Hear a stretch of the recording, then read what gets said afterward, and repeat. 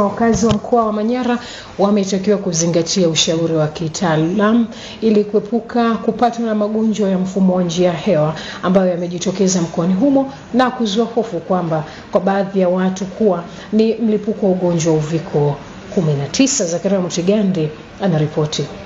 Mganga mkuu wa mkoa wa Manyara Dr. Andrew Method amesema kuwa magonjwa ya njia ya mfumo wa hewa yanayotokea mkoani Manyara ni ya vipindi ambayo hutokana na kuwepo kwa baridi na mvua. Na haya masuala yanaweza yakachangiwa na sababu za kimazingira, ambapo sababu mojawapo joto linakuwa chini, lakini pia hewa tunasema inakuwa na humidity.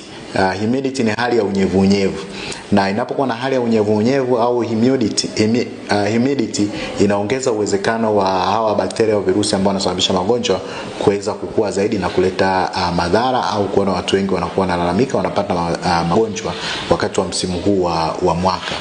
Dr. Method amesema kuwa pia kutozingatia usafi ni sababu nyingine inayochangia kuibuka kwa magonjwa ya njia ya mfumo wa hewa.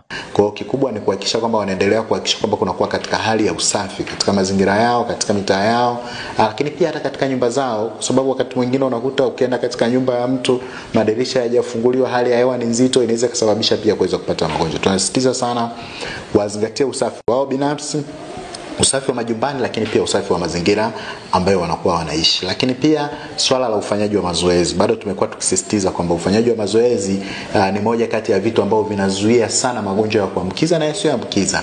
Amesema ni vema kila mmoja kuzingatia usafi ili kujikinga na maambukizi ya magonjwa hayo. Lakini pia kwa magonjwa yale ambayo hayaambukizi kama kisukari na shinikizo la damu, tunaweza tukaepuka kwa kufanya mazoezi mara kwa mara na kuboresha lishe zetu. Na tunasisitiza mtu afanye mazoezi angalau nusu saa kwa siku. Akiweza kufanya mazoezi katika kipindi kama hicho, maana yake pia yataweza kumsaidia. Aidha, mganga huyo wa mkoa wa Manyara amesema pia ni vema kunawa mikono kwa maji tiririka mara kwa mara, hasa unapotoka chooni, na kuepuka misongamano isiyo ya lazima. Zakaria Mutigande, Star TV, Manyara.